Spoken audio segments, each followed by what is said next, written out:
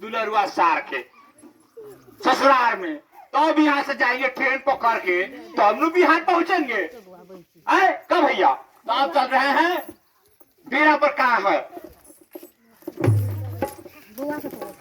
मधुबनी वाली? मधुबनी वाली, काहे आप इतना हल्ला कर रहे हैं? मैं घर का साफ सफाई कर रही हूँ। अरे बैग तैयार हो गल बा? बैग हाँ, तो सब तैयार है। अब बचवा से की हाल लमते उघारे बा, एक कपड़े में पहना दा। बच्चा सब भी तैयार कर रही, सब कर दिए थे, अब ये खोल के चल गया उधर से। अच्छा ताई देखला, काहे की चले के बाद ससुराल यानी तू अपना नैहरा।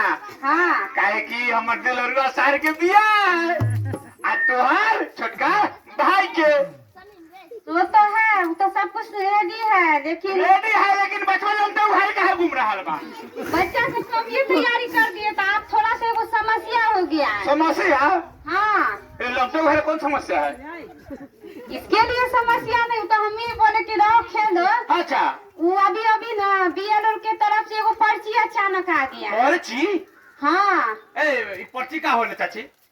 वो परसों जो इलेक्शन नहीं है, हाँ। उसी के लेकर वोट गिराने के लिए पर्ची दे